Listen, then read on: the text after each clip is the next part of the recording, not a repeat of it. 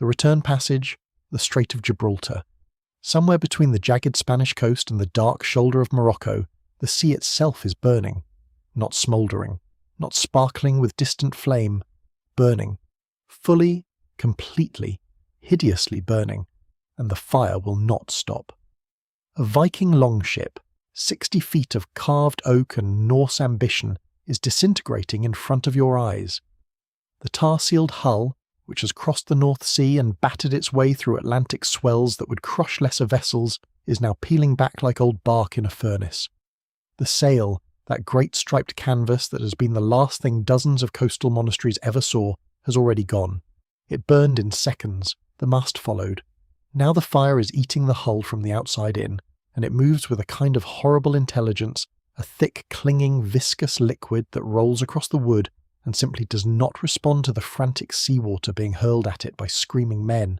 Because you cannot put this fire out with water, water makes it worse. The Norse warriors aboard, veterans, these men who had raided Francia, battered Frankish monks into the dirt, and sailed deeper into the Mediterranean than any of their countrymen had dared, are discovering something that no saga, no skald's tale, no piece of hard-won battlefield wisdom had ever prepared them for.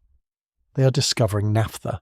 They are discovering what later Arab writers described as an inextinguishable incendiary fire, a burning compound that has no mercy and no logic a Norse warrior can reason with. Some jump. The cold black water of the strait closes over them, and it makes no difference, because the naphtha has soaked into their clothing, their hair, their beards. Men surface burning.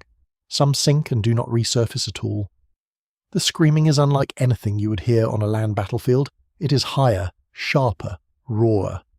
It is the sound of men who cannot understand what is happening to them. Men who came here expecting to plunder a soft, wealthy civilization and have instead rode directly into hell. Around them, the Andalusian fleet moves with terrifying calm. Sleek war galleys, purpose-built for this exact moment, hold their positions and fire their clay pots from catapult arms. Pot after clay pot arcs through the smoke-thick air and shatters against oak hulls, and the fire spreads and spreads and spreads until the whole western end of the strait looks like the surface of a world that has been condemned. Personally, when I first read about this moment in the Arab Chronicles, I had to put the book down. I just sat there for a moment, because it hit me these were the same Vikings. These were the men of Bjorn Ironside, son of the legendary Ragnar, and his cold, cunning lieutenant Hastein, the warriors who had laughed their way through the south of France and raided deep into the Mediterranean. And here they are, the conquerors of half the Mediterranean coastline, utterly, completely, catastrophically out of their depth. But here is the question that makes this story so much more than a battle scene. How did this happen? How did a civilization that had been brought to its knees just years before, a civilization that had watched helplessly as Norse longships rowed up its most sacred river and sacked its greatest city, how did it transform itself, in a single generation, into something capable of this? The answer to that question begins not with triumph, it begins with humiliation. It begins with the burning of Seville in 844 AD.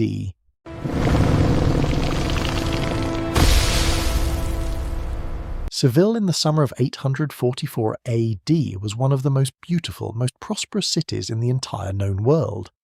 Let that sink in for a moment, because it matters. This was not some provincial backwater clinging to the edge of civilization. The city the Arabs called Ishbilia sat on the banks of the Guadalquivir River like a jewel set in warm Spanish earth. A city of elaborate mosques whose minarets caught the morning light, of bustling souks packed with silk and silver and spices, of scholars who had translated Aristotle and physicians practicing medicine, centuries ahead of anything the Christian North could offer. The population was somewhere in the region of 25 to 30,000 souls, making it one of the great urban centres of 9th century Europe, rivaling anything the Frankish kingdoms had to offer and outstripping the smoky, timber-walled towns of the Christian North entirely. And Ishbilia had one particular quality that its inhabitants considered a source of deep security. It sat nearly 100 kilometres inland from the open sea, 100 kilometres of winding river, navigable only to those who knew its currents and its banks, guarded, or so everyone believed, by its own geography. The thinking was simple and, for centuries, had been perfectly correct. No hostile fleet could navigate the Guadalquivir's bends and shallows and sandbars all the way to the city's heart. The sea was a distant thing, a commercial artery, not a highway for enemies. Ishbilia's walls were old, incomplete, and utterly insufficient for the threat that was coming. The city had never needed serious fortification, or so everyone believed. The first reports came from the coast, and they were so strange, so unprecedented, that the local administrators in the lower Guadalquivir region likely struggled to process what they were being told. Ships unlike anything in the Mediterranean tradition, long narrow hulls with shallow draughts, animal heads carved at the prow, serpents, dragons, the heads of beasts, oars pulled by huge fair-skinned men in mail and leather who moved with a practiced, disciplined efficiency that said, loudly and clearly, "These are not merchants." 54 of these vessels had been counted by the time they crossed the river bar at what is now the Donana coast, and they turned inland, upriver, toward the city that had never imagined them possible. The Arab chronicler Ibn al-Qutiyya, writing within living memory of these events, captures the shock with a brevity that is more chilling than any elaborate description. The Magus, the fire-worshippers, as the Andalusians called the Norse, a name derived from Zoroastrian imagery because their alien cremation rites and their pagan gods seemed to belong to a demonic tradition, came fast, and the Guadalquivir did nothing to stop them. The longships, drawing perhaps half a metre of water at the hull, slid through passages that any Mediterranean galley would have grounded on.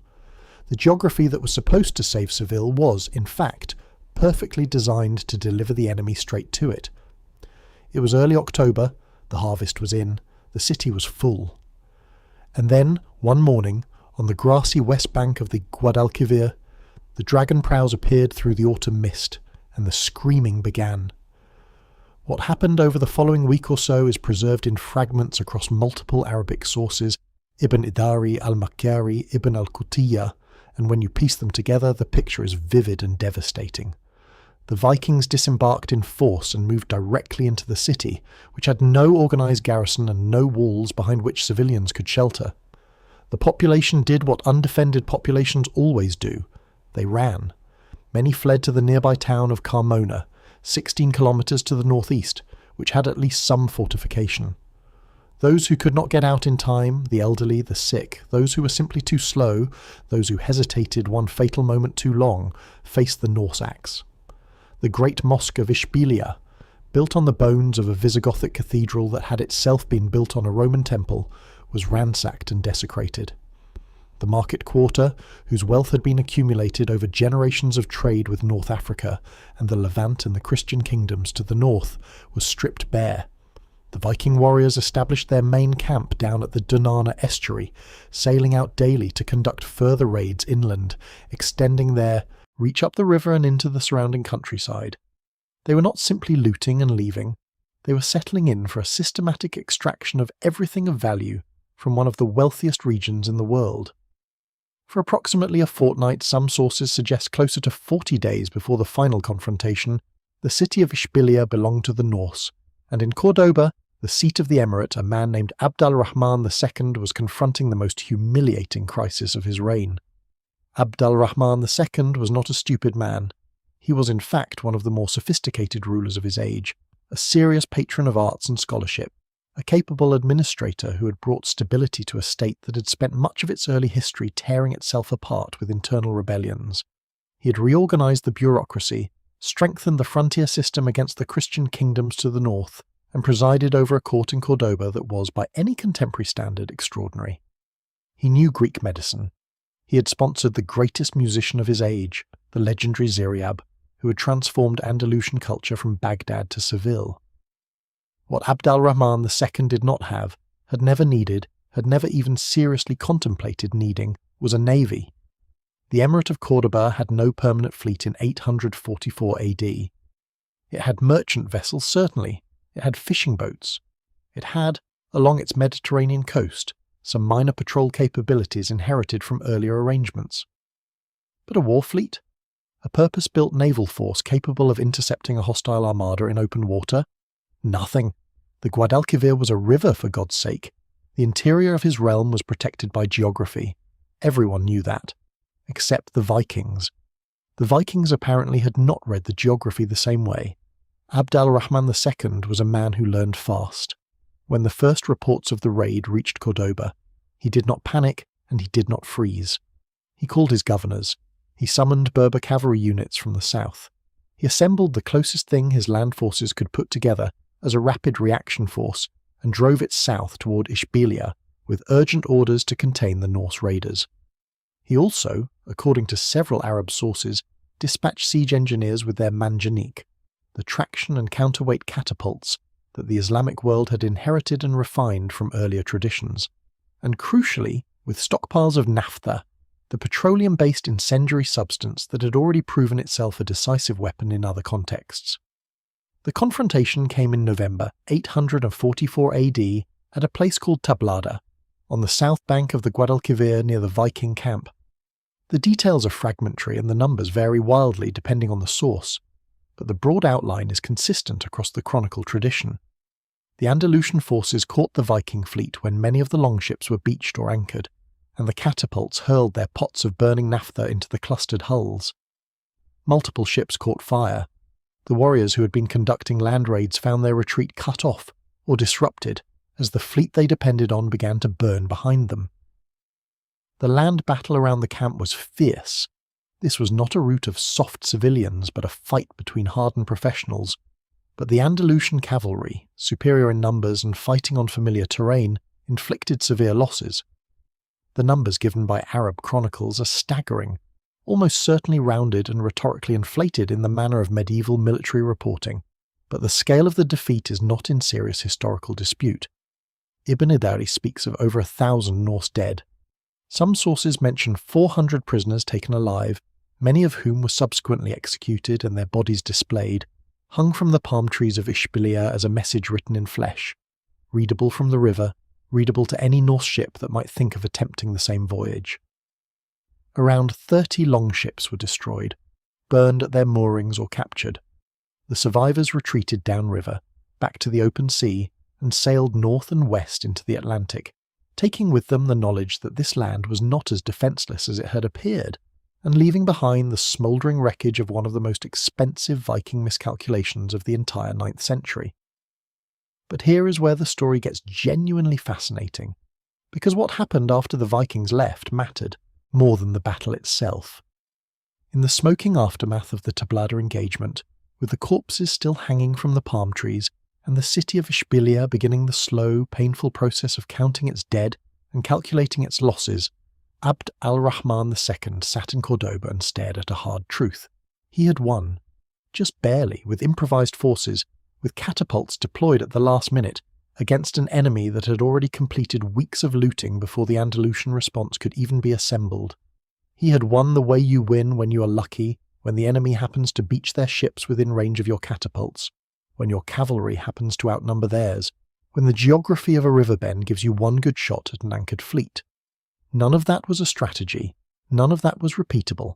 If the Vikings came back, and there was absolutely no reason to believe they would not come back, the next encounter might not include the lucky break of catching them at anchor. The great river that was supposed to protect Ishbilia had instead delivered the enemy to its gates. The sea lanes that connected Al-Andalus to North Africa and the Mediterranean trade world were wide open. There was no early warning system, no coastal picket force, no chain of communication that could get a message from a raided village on the Atlantic coast to the nearest garrison in time to matter. The Emirate of Cordoba, for all its wealth, all its sophistication, all its administrative brilliance, was naked at sea. Personally, I find this moment, this reckoning, almost more interesting than the battle itself. Because this is the moment where the story of Islamic Spain's naval history truly begins. Not with triumph, not with grand ambition, with a man in his palace staring at the ruins of his assumptions, understanding that the world had just changed, and that he had to change with it. Abd al-Rahman II ordered the construction of a permanent naval fleet. He ordered the establishment of a permanent naval arsenal at Ishbilia, a dedicated shipbuilding facility funded directly from the state treasury.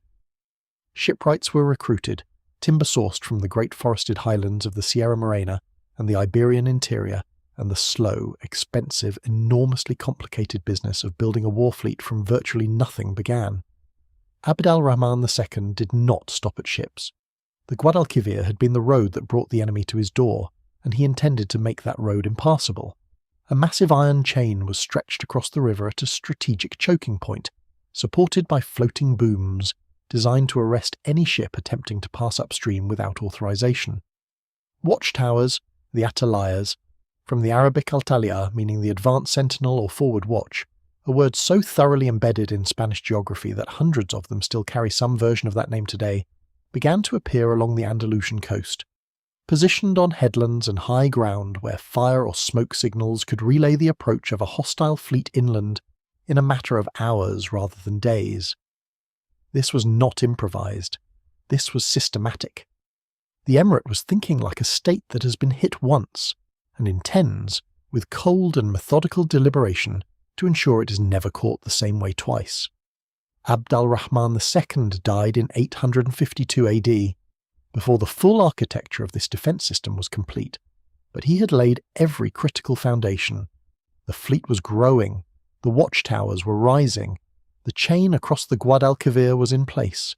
The work would be inherited by his son and his son's son, and it would eventually be Muhammad I, the Emir who would be ruling Al-Andalus when the second great Viking armada appeared on the horizon, who would reap the violent, extraordinary harvest of a generation's worth of preparation. The Vikings would return 14 years after Tablada with an even larger fleet, led by commanders whose names would be carved into the Norse sagas and spoken across campfires from Norway to Constantinople. They would return expecting to find the same soft, river-threaded kingdom they had terrorized in 844. What they would find instead was something they could not have imagined. But that story, the forging of the naval shield, the building of the machine that would make the water burn, that is Act 2, Abd al-Rahman II did not grieve long. That is one of the most striking things about this man when you study him closely. The speed with which he shifted from the shock of 844 to the cold, practical business of making sure it never happened again. Within months of the Norse withdrawal, the Emirate of Cordoba had launched what was, by any honest measure, one of the most ambitious military transformation programs in the history of 9th century Europe. Not a defensive reflex, not a panicked scramble to patch a wound, but a deliberate state-funded, architecturally coherent program to build an entirely new branch of military power from the ground up, from timber and iron, from the knowledge of shipwrights and chemists and siege engineers, from the geometry of watchtower positioning along hundreds of kilometres of hostile coastline. The first and most consequential decision was the construction of the Dacina, the naval arsenal, at Ishbiliya itself. The location was not sentimental. Abd al-Rahman II did not choose Seville because it was the city the Vikings had ravaged, as some romantic retelling might have it. He chose it because the same geography that had made it vulnerable also made it the single most logical base for a riverine and coastal defence force. The Guadalquivir was the main artery of southern Al-Andalus. Control the river, and you control the approach to the entire interior. A fleet based at Ishbiliya could project force downriver to the estuary, intercept hostile ships before they reached the city's heart, and support land operations along both banks simultaneously.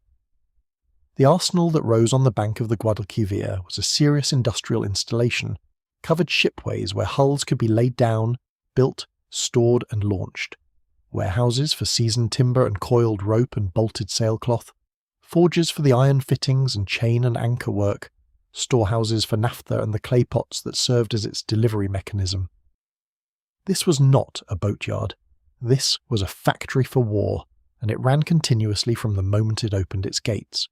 The ships built there were not copies of the Viking longship. The Andalusian naval architects worked within a Mediterranean tradition that was fundamentally different from the Norse one, and rather than chase the Viking design philosophy, they built to their own strengths and their own specific threat environment. The primary Andalusian war vessel was a variant of the Shiny, a long-oared galley capable of considerable speed under both sail and oar, heavily crewed and designed for the precise tactical purpose of closing with an enemy vessel, delivering incendiary payloads at short range, and then following up with ramming or boarding in controlled coastal conditions. These were not all-weather, deep-ocean vessels in the way the Longship was. They were purpose-built fighting platforms optimized for the coastal and estuarine environments where the Norse threat actually presented itself. The distinction matters enormously because it tells you something important about the Andalusian strategic mind at work here. They were not trying to out-Viking the Vikings on the open Atlantic. They were engineering something that would destroy the Vikings specifically, in specific places, under conditions they could control and the Norse could not adapt to in time. The question of Naphtha deserves its own moment, because it is the single most important tactical variable in everything that follows in 859. The Islamic world's familiarity with petroleum-based incendiaries ran deep and ancient. The Byzantines had deployed their famous Greek fire, a closely guarded pressurized siphon formulation, since the 7th century AD, and the Islamic world had developed its own parallel tradition of naphtha-based warfare drawing on Persian and Mesopotamian knowledge of raw petroleum deposits, which were abundant in certain regions of the Islamic East. The Andalusians did not possess the sophisticated Byzantine siphon technology. What they had was raw naphtha in bulk, the manganic catapult arm, and the simple clay pot. The method was simple in concept and devastating in effect. Sealed incendiary vessels were hurled from shipborne catapult engines, shattering against wooden hulls and spreading burning naphtha across the deck and into the water below. It burned at a temperature and with a clingy, rolling liquid persistence that no 9th century firefighting technology could suppress, because unlike ordinary fire, the addition of water only scatters the burning liquid further across more surface area. At Tablada, in 844, this combination had been improvised, deployed at the last possible minute against ships that happened to be anchored within range, and it had worked. The lesson Abd al-Rahman II absorbed was not merely that fire was useful at sea. The lesson was that fire, delivered from a purpose-built platform against a moving wooden enemy hull, could be the single decisive factor in any naval engagement. He began stockpiling naphtha systematically, building the catapult infrastructure, and developing the clay pot logistics that would make it a repeatable, deployable weapon system rather than a stroke of luck improvised in a desperate hour. The chain across the Guadalquivir was the second great physical intervention, and in its own way it is just as revealing as the fleet itself. Historical sources describe a substantial iron barrier, a great chain stretched across the river at strategic narrows, supported by wooden booms and anchored to fortified stone towers on both banks, designed to stop any vessel from proceeding upriver without the explicit permission and active assistance of the defending garrison. This was not an original idea.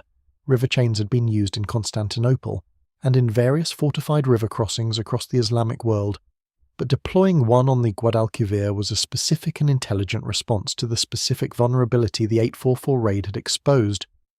A chain across the river means that any enemy fleet attempting the approach to Ishbilia must first break the chain. Breaking the chain means engaging the troops defending it.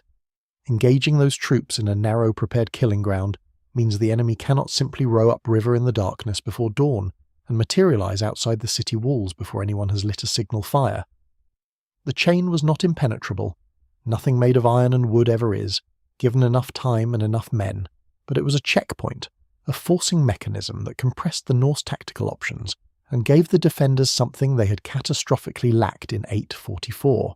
Time. The watchtower network was the third component, and in some ways the most impressive, because it was the most expensive, the most geographically ambitious, and the most operationally complex of the three. The Andalusian coastline stretches for well over 1,000 kilometres from the Atlantic face of what is now Portugal down and around to the Mediterranean shore near the modern Catalan border, and much of that coastline is wild, steep, rocky, cut by deep ravines and broken by headlands that shatter line-of-sight communication into short, disconnected segments. To build a functional early warning system across that terrain required not just towers, but a carefully worked-out signalling protocol, fire and smoke by night, mirror and coloured fabric by day, and the permanent garrisoning of each tower with soldiers disciplined enough to maintain watch rotations through cold Atlantic winters and baking southern summers, month after month, year after year, watching for a threat that might not come for a decade. Abd al-Rahman II began this programme after 844, and it was continued and accelerated under Muhammad I, with an urgency that reflects exactly how seriously the Emirate had absorbed the lesson of the first raid. The atalayas, the Arabic term for the advanced sentinel post, a word so thoroughly embedded in the Spanish language and landscape that hundreds of surviving towers still carry derivatives of that name today, were the nervous system of the entire defence. Without them, the fleet in Seville was blind, capable of reacting only after the enemy was already on the river. With them, a Norse fleet spotted rounding the Atlantic headlands near Lisbon could have word in Cordoba within hours, and ships moving in Ishbilia's arsenal within a day. What made the whole architecture credible, though, was not the towers or the chain or the arsenal in isolation. It was people. A navy is not ships and catapults and naphtha stores. A navy is trained crews, experienced captains, officers who understand how to position a vessel in a crosswind and how to judge the range to a moving target from a rolling deck. It is the institutional memory that accumulates only when you have a permanent force that drills together, maintains its equipment together, and lives with naval warfare as a continuous, professional identity rather than an emergency hobby. Abd al-Rahman II understood this. His reorganization of the state administration generally showed a man who grasped that institutions need sustained investment, not just initial creation, and the evidence that he invested in permanent naval personnel is visible in the quality of the fleet's performance in 859. You do not execute a strategic interception at the Strait of Gibraltar with that kind of discipline and coordination unless you have been drilling together for years. The Emir recruited sailors from the coastal communities of Al-Andalus, many of them Berber families with generations of Mediterranean seamanship embedded in their working lives, and began the long, unglamorous, absolutely essential work of turning those sailors into combat warriors and turning those warriors into a cohesive fleet with shared doctrine and shared confidence. Abd al-Rahman II died in 852 AD, 8 years after Tablada, and he left behind a naval program that was advanced, funded, and clearly defined in its purpose, but not yet fully complete. His son Muhammad I, who assumed the emirate in 852 and would rule until 886 AD, inherited an arsenal producing ships, a watchtower system covering most of the critical coastline, naphtha stockpiled at forward positions, and a nucleus of trained naval personnel who'd been drilling and conducting patrol operations for nearly a decade. What Muhammad I did was finish what his father had started and then push it further. He accelerated shipbuilding, extended the watchtower network into the remaining gaps, reinforced the river chain, and most critically, expanded the fleet's operational mandate beyond riverine patrol into something capable of engaging an enemy force in open water at the strait itself, before a single Norse oar had touched any Andalusian river at all. The strategic concept shifted, under Muhammad I, from defence in depth to forward interception. Do not wait for the Vikings to come to you. Meet them at the door. Meet them at the narrowest, most controllable choke point in the entire Western Mediterranean, where your galleys have sea room, where your catapults have range, and where the burning of a longship in a confined strait means its survivors have nowhere to swim to that is not also on fire. Honestly, when you step back and look at this arc, from the complete absence of any naval capability in 844 to the fully integrated naphtha-armed, watchtower-supported, straight-blocking fleet of 859, it is one of the most remarkable military transformations of the 9th century. Two emirs, father and son, working from the same diagnosis, the same bitter lesson, the same iron determination never to be caught unprepared on open water again. They did not have centuries of maritime tradition behind them. They did not have natural geographic advantages on the open Atlantic.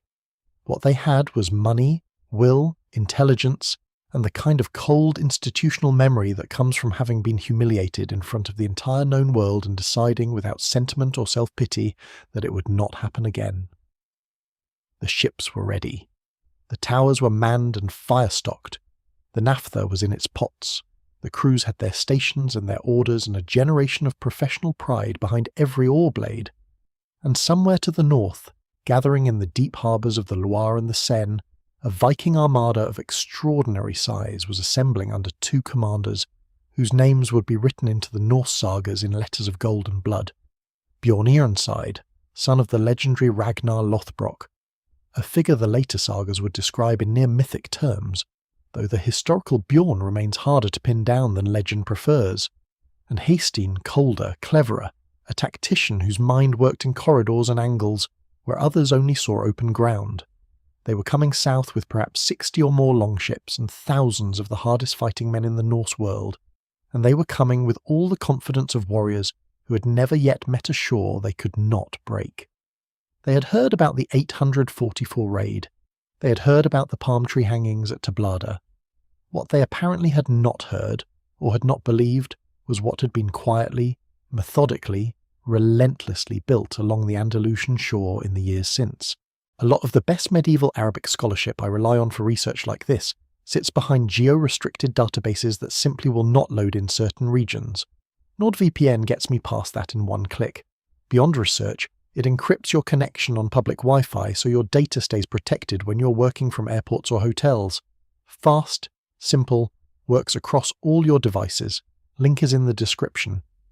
Now, back to 859 AD and back to Bjorn Ironside, who is about to discover that the Strait of Gibraltar is not what he expected. To understand why Bjorn Ironside and Hastein chose to go south in 859 AD, you have to understand something about how the Viking mind processed strategic opportunity. These were not random raiders picking targets off a map with their eyes closed.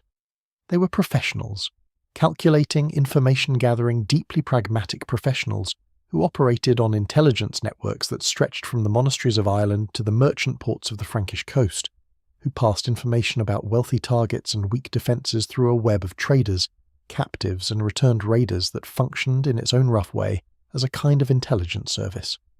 When a Viking chieftain decided to take 62 ships and several thousand of the hardest fighting men in the Norse world on a campaign deep into southern Europe and the Mediterranean, he did not do it blind. He did it because he believed, based on the best information available to him, that the rewards were extraordinary and the risks were manageable. The information available to Bjorn and Hastein in 859 AD told them that the Iberian Peninsula was spectacularly wealthy. It told them that the Emirate of Cordoba sat on a river system that was navigable by longship. It told them that in 844 a Norse fleet had sacked Seville, one of the greatest cities in the known world, and had filled its ships with plunder before being driven off in a land engagement near the river. Not a naval battle, a land battle conducted by cavalry, which the Norse could handle. What the information apparently did not convey, or did not convey with sufficient weight, was what the intervening decade and a half of systematic, state-funded military transformation had done to the coastline and waterways of Al-Andalus in the years since. In 844, Al-Andalus had no navy. In 859, it had one of the most purposefully designed defensive naval forces in the Western Mediterranean. These two facts were separated by a generation of preparation, and Bjorn and Hastein, whatever their other virtues, appear to have been working from intelligence that was catastrophically out of date. They set out from their base on the Loire in the summer of 859 AD with 62 longships, a fleet of extraordinary size, representing an enormous concentration of Norse military power, crewed by somewhere between 3,000 and 4,000 warriors, depending on the vessel configurations. These were not the nimble, quickly assembled raiding parties that had characterised much of the earlier Viking activity along the Frankish coast.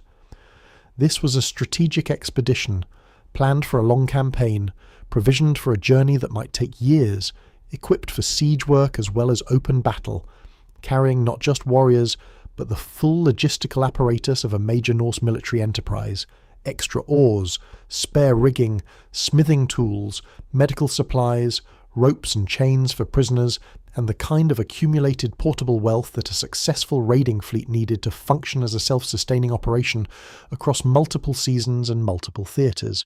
It was, in a word, an armada, and it moved south with the confidence of men who had never yet met a shore they could not break. The early part of the 859 campaign only deepened that confidence. The fleet moved down the Atlantic coast of Iberia, testing the waters as it went. They attempted a landing in Galicia in the far northwest, in the Christian kingdom of Asturias, and were met with a spirited resistance from the local forces of the kingdom of Asturias that discouraged them from pushing inland, a rare early stumble, quickly absorbed and noted by commanders who were already recalibrating their route. They pushed further south.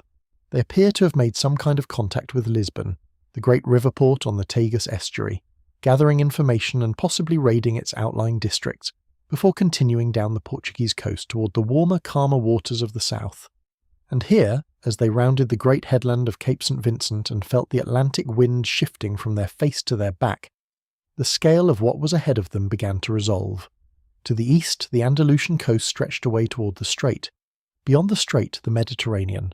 Beyond the Mediterranean, the whole shining, exhausted, incomprehensibly wealthy world of the south, Rome, Pisa, the Balearic Islands, North Africa.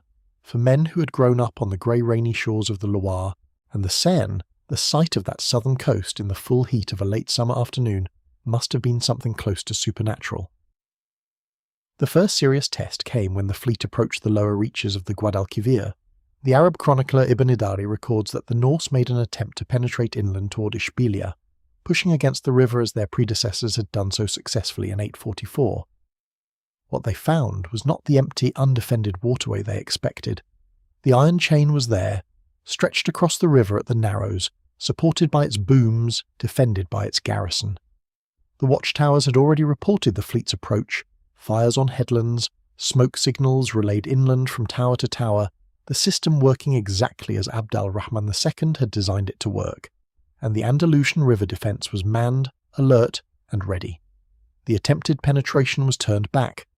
The Norse pushed against the chain, found it held, found the garrison on the bank shooting arrows and hurling missiles from prepared positions that commanded both approaches to the barrier, and made the correct tactical decision to disengage. Seville was not going to fall today. Seville, in 859 AD, was no longer an undefended jewel on an open road. It was a city behind a locked gate, and the key to that gate was in the hands of men who had been rehearsing this exact moment for the better part of a generation. What the Norse did next is telling. They did not persist. They did not throw themselves repeatedly against a prepared defence in the hope of breaking through by sheer weight of numbers, which would have been tactically stupid and was not how good Viking commanders operated. Bjorn and Hastein were flexible thinkers. They pulled back, assessed, and redirected. The fleet moved south along the coast, past the marshes of the Donana and the low headlands of the Cadiz coast, and came eventually to Algeciras, the town on the bay that lies directly north of the Strait of Gibraltar, sheltered from the open Atlantic close to the Narrows, in a position of obvious strategic importance. Algeciras had walls and a mosque, and a community of people who could not evacuate before the Norse arrived. The fleet beached, the warriors went ashore, and what followed was the kind of brutal, systematic urban sacking at which the Norse excelled. The mosque burned, the houses of the wealthy stripped, the granaries emptied, the population scattered or taken. Ibn Idari and other chroniclers record the burning of the Al-Juma mosque at Algeciras with a specificity that suggests the assault on the city's religious centre was particularly vivid in local memory, the kind of act that gets written down not because it was unusual in Viking raids, but because it was so deliberately, almost theatrically destructive. But here is what I find genuinely fascinating about the Algeciras moment, and I think it gets overlooked in most tellings of this story.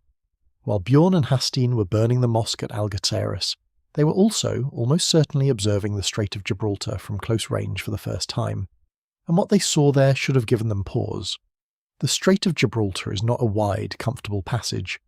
At its narrowest point between Tarifa on the Spanish side and the Moroccan coast, it is roughly 14 kilometres across, a channel where the current runs hard and unpredictably, where the Atlantic tide floods eastward into the Mediterranean with a force that can surprise even experienced sailors, and where the geography compresses any fleet attempting the passage into a narrow, controllable corridor from which there is no sideways escape. Two high coastlines on both sides, a predictable route. A place where, if you had positioned a fleet and loaded it with naphtha and clay pots, you could close the door on 62 Viking longships and turn the strait itself into a killing ground. Whether Bjorn and Hastein saw the Andalusian fleet there at that moment, or whether the Muslim navy was still assembling and positioning itself as the Norse rested at Algeciras, is a matter the chronicles do not resolve with complete clarity. What they do record, with consistent emphasis across multiple sources, is that the passage of the strait was contested and that the Andalusian navy under Muhammad I's command was deployed specifically to intercept the Norse fleet at this critical choke point. Muhammad I had received the intelligence from his watchtower network. The fleet had been tracked since Galicia. Its size and composition had been relayed south with each stage of its journey, and by the time the Norse reached Algeciras, the Emir and his naval commanders had a reasonably precise picture of what they were facing. 62 longships, somewhere between 3,000 and 4,000 warriors. A fleet that had already demonstrated its willingness to fight by turning back from the Guadalquivir chain, rather than exhausting itself in a futile assault which told you these were disciplined professional commanders who would respond to tactical pressure in calculated rather than emotional ways. The Norse fleet pushed through the strait outbound. The Arab sources record that the Andalusian navy contested this passage and that 2 Norse ships were captured in the initial encounter near the Cadiz coast, but the sheer size of Bjorn's armada, 62 longships and 4,000 warriors, was more than the Andalusian fleet could decisively stop on the outbound leg. The Norse got through. They reached the Mediterranean, and what followed was 3 years of raiding that would carry their name across half a continent. But this moment, the outbound passage, the initial contact, the 2 ships taken, was not the decisive engagement. It was a first reckoning. The second and the final was still to come.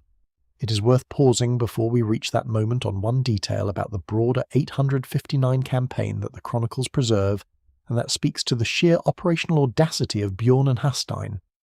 You have to admire it, even knowing what was waiting for them on the way home. Earlier in the campaign, before the Strait engagement, the Norse fleet was not content to simply probe the Iberian coast. Sources record that a portion of the raiding force crossed from Algeciras to the North African coast and struck the Berber city of Naka, modern-day Morocco, the kingdom of the Banu Saleh, sacking it for 8 full days and capturing a number of high-status prisoners, including, if the chronicles are correct, women from the royal household of the Banu Saleh. The Emir of Nakur was eventually forced to ransom his own relatives back from the Norse, a humiliation recorded with bitter precision by the Arab chroniclers and remembered in North African historical memory for generations. 8 days of looting in Morocco, during the same wider expedition that would eventually bring them back through the Strait of Gibraltar. The sheer operational confidence that describes the absolute, almost reckless certainty that they could divide their force, raid deep into a foreign kingdom, reassemble and then push on through one of the most contested maritime choke points in the world, tells you everything about how Bjorn Ironside and Hastein understood themselves and the world they moved through. They understood themselves as the most dangerous thing in it. They had always been the most dangerous thing in it. The monasteries of England had burned at their coming. Paris had paid ransom at their feet. The Frankish kings had bought them off with silver and with land. Every shore they had ever touched had either bent to them or burned, and so they came through the Strait of Gibraltar in 859 AD with 62 ships and 4,000 men, and a bone-deep, historically validated certainty that this too would be like all the others, a soft, wealthy, ultimately penetrable coast that would yield its riches to the axe and the longship, as everything else always had. What they did not know, what they could not have known, because it had never happened to them before, because nothing in the entire history of Norse raiding had prepared them for this particular reality, was that the Strait of Gibraltar was not the end of the Andalusian defence. It was the beginning of it. The chain had turned them from the Guadalquivir. The watchtowers had tracked every mile of their journey. And Muhammad I's navy, the product of everything 2 emirs had built over a generation, was not going to let them leave. The Norse passed through the strait and into the Mediterranean. They raided, they conquered, they looted half a coastline. And for nearly 3 years it must have felt like vindication, like proof that the Andalusian navy was an obstacle they had simply outpaced. They were wrong, because the Andalusian navy was not behind them. It was ahead of them, waiting at the western end of the Mediterranean, waiting for the moment when 62 longships, battered by years at sea, their crews thinned and their hulls worn, would try to force the passage home. And that moment, the moment the Andalusian captains had been preparing for since 844, was about to arrive. The Strait of Gibraltar is not a gentle place. Anyone who has stood on the headland at Tarifa and watched the water knows what this channel is. A compressed, churning corridor where 2 seas collide, where the Atlantic floods eastward into the Mediterranean through a bottleneck 14 kilometres wide at its narrowest, where the current runs in unpredictable counter-eddies beneath the surface, and where the wind, channeled between 2 continents, can go from calm to brutal in less than an hour. It is a place of immense restless power. The water there has a particular quality of darkness, a deep greenish black that looks nothing like the open ocean. It looks like something that has been compressed, something under pressure, something that has been forced through a space too small for it and knows it. The Phoenicians knew this strait. The Romans knew it. Every civilization that ever tried to connect the Atlantic world to the Mediterranean world knew it, respected it, and built their strategic thinking around its demands. And now, by around 861 AD, the survivors of that same Norse armada, battered by 3 years in the Mediterranean, crews thinned, ships worn, were trying to force their way back through it, heading home. Picture it from above for a moment, the way a hawk might see it. The long, thin corridor of dark water, the Spanish coast on the north side rising to limestone ridges behind Algeciras, the Moroccan shore on the south climbing steeply to the Rif, the Rock of Gibraltar itself squatting on the eastern end of the Spanish side like a final punctuation mark on the Atlantic world. And moving through this corridor, westbound now, the surviving longships in whatever formation the current and exhaustion allowed. Long, low, dark shapes on the water, their striped sails either drawing in a following wind or furled while the oarsmen worked. The sound of hundreds of oar blades lifting and dropping in rhythm, carrying across the surface of the water with a regularity that had, over decades, become the most feared sound on every European coastline. These were not small boats. A fully crewed 9th century Norse longship was anywhere between 15 and 30 metres long, carrying between 30 and 80 warriors plus its sailing crew, and what remained of 62 moving in close proximity represented a mass of battered oak and iron and human aggression that would have been visible and audible from the shore for a considerable distance. The Andalusian fleet was waiting.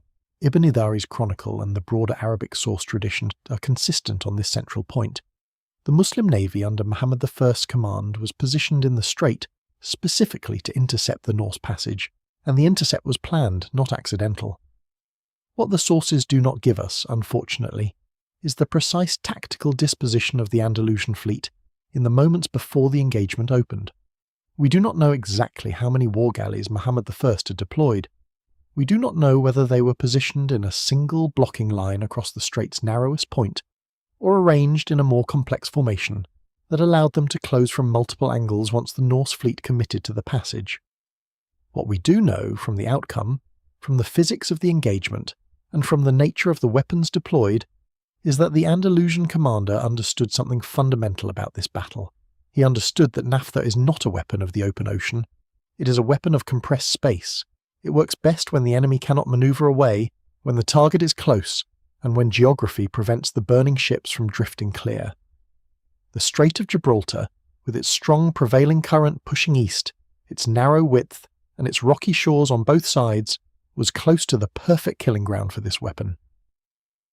A westward-running fleet, trying to force the passage home against that eastward current, could not simply turn and flee. The current would push them back into the engagement zone. They could not scatter laterally without driving onto one of the two coastlines. They were exhausted from 3 years at sea. They were committed to the corridor, and the corridor was about to close around them. The opening of the engagement must have been the moment when the Norse commanders realised with a cold, vertiginous shock that this was not what they had expected. The Andalusian galleys did not charge into board and hack in. The Viking manner, the kind of ship-to-ship violence the Norse knew and excelled at, the kind of close-quarters butchery where their physical size and their controlled ferocity and their generations of practiced axework gave them an almost insurmountable advantage. The galleys held off. They maintained range. They moved with a discipline that must have seemed strange, almost unnatural, to men whose entire naval tradition was built on the idea of getting close enough to grab the enemy's gunwale and drag yourself aboard. And then the catapult arms released, and the first clay pots arced up through the smoke-hazed air, and the world changed. Think carefully about what those first few seconds would have looked like from the deck of a Norse longship. You are watching the enemy galley. You're waiting for it to close, for the moment when you can get a grappling hook over their rail and pull them in and fight the kind of battle you know how to win. Instead, you see something leave the enemy ship. Not an arrow, not a javelin, something larger and slower, tracing a high arc through the air above the water, climbing, then dropping, and then it hits the hull of the longship 2 places ahead of yours in the formation, and it does not make the sound of an arrow or a javelin. It makes the sound of breaking pottery, a flat anticlimactic crack, and then there is a moment, just a fraction of a second of complete silence, and then the fire blooms. Not a flicker, not a small flame, a bloom, an eruption. The naphtha, freed from the broken clay, spreads across the oiled oak planking in a sheet, igniting on contact, rolling outward in every direction at once, and within 2 or 3 heartbeats the entire starboard bow of the longship is on fire. Not smouldering, on fire. The warriors in the bow scatter backward, but there is nowhere to go on a longship. It is an open vessel, up to 30 metres of open deck with no interior spaces, no bulkheads, no fire doors, nothing between the flames at the bow and the men clustered at the stern, but open air and 90 feet of wooden deck that is itself beginning to burn. Someone throws water, it makes the fire worse. The surface of the water around the ship catches where the naphtha has dripped or spattered overside, and now the longship is burning not just on its hull, but on the water surrounding it, surrounded by a ring of fire that is widening rather than shrinking, and the men who jump to escape the burning deck find themselves swimming in water that is itself on fire. Personally, I find this specific detail, the burning water, one of the most viscerally horrifying things in all of medieval military history. We talk about Greek fire and naphtha in historical contexts as tactical weapons, as clever technology, and in a strategic analysis that is exactly what they are. But in the individual, human, first-person experience of a Norse warrior on that ship, what is happening is something completely outside the operational vocabulary of everything he has ever experienced. He has fought on land and at sea for his entire adult life. He has stood in shield walls and rowed through Atlantic storms and killed men in a dozen different countries. He knows how battles feel, and none of it, not one moment of it, has ever included the experience of the sea being on fire beneath him. That was the thing that broke the Norse psychological frame in the Strait of Gibraltar on the homeward passage. Not just the fire, the wrongness of it, the absolute fundamental violation of the assumption that water is safe, that jumping into water when your ship is burning is a rational act, that the sea is a neutral element that will receive you and hold you. The Andalusian navy had weaponized the sea itself, and they did not fire once. That is the other thing that the historical record makes clear. The catapult arms on those galleys were not single-shot weapons requiring 20 minutes to reload.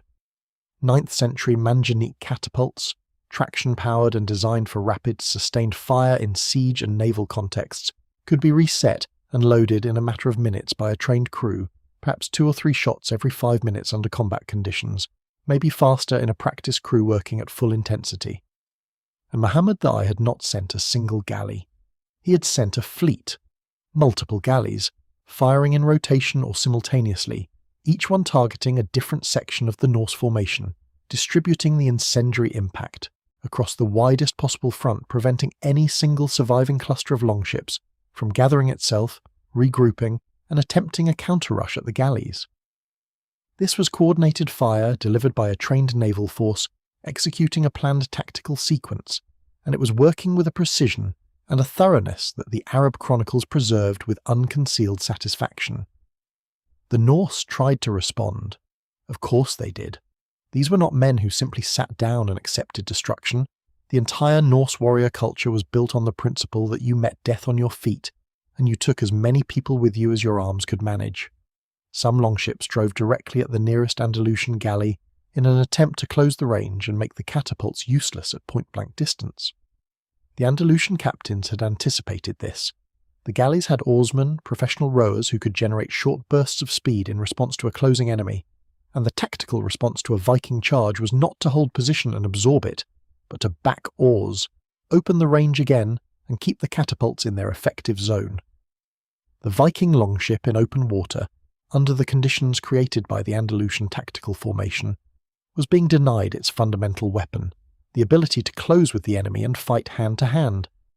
It was being killed from a distance, by fire, in a body of water from which escape was difficult in every direction. And there were simply too many burning ships, too much smoke, too much chaos, for any coordinated Norse tactical response to assemble and execute before the damage became irreversible.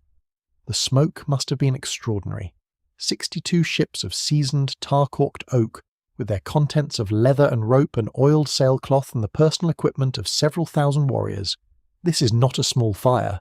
Each burning longship is putting up a column of thick, oily, choking black smoke that obscures vision across hundreds of meters of sea surface, and as the battle progressed, and more ships caught fire, those columns would have merged into a single massive pool that hung over the strait, and could probably have been seen from the mountains of Morocco on the far shore. The smell of burning tar and burning flesh, the sound of men screaming and wood groaning as it buckled in the heat, the crash and hiss of each new clay pot hitting its target. This is what the Strait of Gibraltar sounded and smelled and looked like when Muhammad I's navy helped finish what 3 years of campaigning, Atlantic storms, and the sheer grinding attrition of distance had already begun. It was not a clean, heroic, saga-worthy spectacle. It was the final reckoning of a civilization that had spent years thinking very carefully about exactly this moment, and had made sure it would be ready when it came. The chronicle tradition, drawing on Ibn Idari and later Arab sources, records that approximately 40 longships were destroyed in the return engagement at the strait, and in the severe storms that battered the fleet as it tried to force the passage westward against the current. The Norse had passed through the strait outbound without a decisive confrontation. The Andalusian navy had not been fully in position in time to close the door on the way in. But on the way back, Muhammad I's fleet was waiting. The interception caught the Norse at their most vulnerable. 3 years from home, crews reduced, ships worn, trying to fight their way west through a 14-kilometre channel with a professional naval force and its incendiary catapults blocking the exit. Of 62 longships that had left the Loire, approximately 20 made it home. 20 ships. From the greatest Norse armada ever sent south, from the pride of Bjorn Ironside and the cunning of Hastein, from 4,000 warriors who had left the Loire with every reason in the world to believe they were unstoppable. What returned through the Strait of Gibraltar heading home was a ghost fleet. 20 battered, fire-scarred, undermanned longships carrying the survivors of a catastrophe that no Viking saga has ever quite been able to fully explain away. What happened to the men who survived the fire in the water is something the chronicles mention only obliquely, but the implications are devastating. Norse warriors who jumped from burning longships into the Strait of Gibraltar found themselves in cold, fast-moving water, far from shore, in full mail, and leather armour that weighed them down with every stroke, surrounded by burning wreckage. Some made shore. Others, perhaps most who entered the water in full armour, did not. The Arab sources speak of bodies on the beaches of the Andalusian coast, large fair-skinned men, magus, lying on the sand where the current had brought them, an image that must have carried enormous psychological weight for the local population that had lived with the fear of Norse raiders for a generation. The sea had given back what the sea had taken, but this time it had taken them. Bjorn Ironside and Hastein survived, both of them. They were commanding the operation almost certainly from the largest and most heavily protected ships in the fleet, and the commanders of a 62-ship armada do not typically go down with the first wave of burned vessels. But what they carried home with them was something no amount of subsequent raiding and campaigning in France or Italy could entirely erase: the knowledge that they had met something they could not beat, in a place they could not avoid, using weapons they had no answer for. The Mediterranean campaign that preceded the final strait engagement had been real and often successful. The Norse fleet had pushed into the Mediterranean in 859 and 860, raiding the Balearic Islands, wintering in the south of France, taking Pisa on the Italian coast, and capturing the city of Luni through Hastein's famous fake funeral ruse. There were moments of extraordinary Norse success in those years, but all of it happened east of Gibraltar. On the far side of the door, the Andalusian navy was waiting to close, and when the fleet finally turned west for home and tried to force that door, it discovered what a generation of Andalusian preparation had built. They never came back to Al-Andalus. Not one expedition, not one probe of the Guadalquivir. They had learned what was there. They had the professional good sense to leave it alone. When the surviving fleet finally came home to Frankish waters, by around 861 or 862 AD, depending on the source, 3 years after it had set out, there was no triumphal celebration waiting for it. There was no great hall feast echoing with the retelling of victories, no saga commissioned to celebrate the Mediterranean expedition as a Norse triumph, because it was not one. It was a lesson. It was the most expensive lesson in the entire history of Viking raiding in Western Europe, paid for in ships and men, and the blood of warriors who had believed, right up until the moment the clay pot started falling, that the world would always bend to the axe. It did not bend. Not this time. Not here. not against the civilization that had, in the years since 844 AD, done something no other power in Western Europe had yet managed to do. Not Francia, not Asturias, not the Christian kingdoms that had been absorbing Norse raids for decades. Al-Andalus, under 2 consecutive emirs of remarkable intelligence and iron will, had looked at the problem of the Vikings, the flat-bottomed ships, the shallow water access, the amphibious speed, the axe-wielding shock troops who could be anywhere on your coastline within hours of dawn, and had engineered a specific, technically sophisticated, institutionally embedded solution to it. They had not just survived the Vikings, they had made the Vikings afraid of them, and that, when you hold it up to the light and look at it carefully, is one of the most extraordinary military and institutional achievements of the entire 9th century. Not the fire. The fire was just chemistry. The extraordinary part was the decision, made in the smoke and grief of 844, in the full humiliation of having had your greatest city sacked by men who rode up your own river, the decision to think forward rather than backward, to build rather than simply mourn, to transform the wound of one generation into the weapon of the next. Muhammad I did not just stop the Vikings at the Strait of Gibraltar. He completed what his father had started. He demonstrated in the clearest possible terms that a civilization does not need to have always been a naval power in order to become one. It needs only the will to learn from catastrophe, the intelligence to engineer a response, and the patience to see it through. The water burned, the dragon ships died, and the Strait of Gibraltar was sealed. There is a specific kind of silence that follows a battle on water. Not the silence of peace, not the silence of an empty room, but the silence of a place that was, moments ago, full of the most extreme human noise possible, and is now just water again. Current and wind and the slow, indifferent movement of a sea that was here long before any of the men who fought on it, and will be here long after every account of what they did has crumbled into dust. The Strait of Gibraltar returned to that silence by around 861 AD, with 20 Norse survivors rowing west, and the charred ribs of dozens of longships either sinking slowly or drifting east on the current into the Mediterranean. The silence was not the absence of history. It was history settling into the landscape, the way it always does, quietly and permanently, while the living sail away. What I keep coming back to, every time I revisit this story, is the sheer human scale of what it took to build the thing that stopped them. We talk about the Naphtha, we talk about the galleys, we talk about the watchtowers and the iron chain across the Guadalquivir, and those are all real, and they all matter enormously.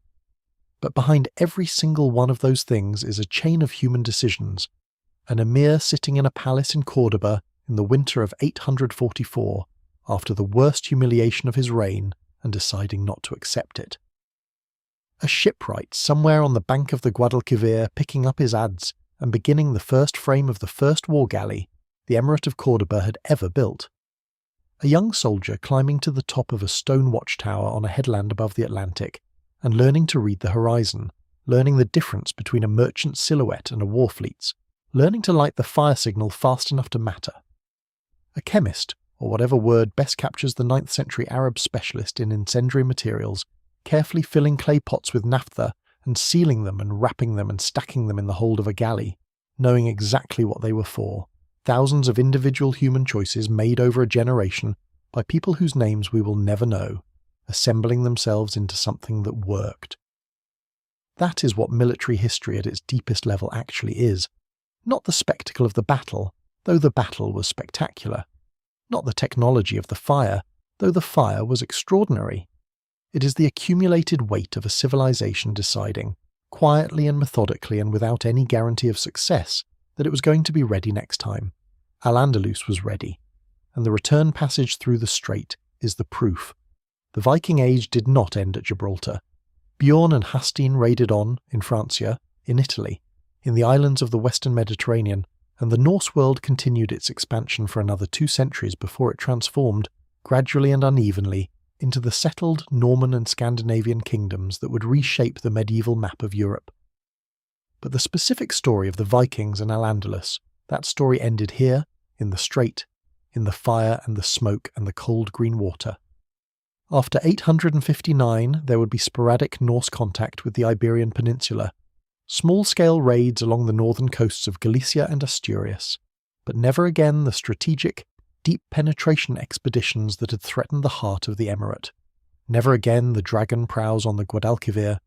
The naval shield that Abd al-Rahman II designed and Muhammad I completed held through the remainder of the Umayyad period, and when you read the Arab chroniclers of the late 9th and 10th centuries writing about the Majus, the fire worshippers, the men from the north, they write about them differently than they had written about them before, with less fear, with more distance, with the particular calm of people who had been tested by something terrifying and had discovered, to their own considerable surprise, that they were equal to it.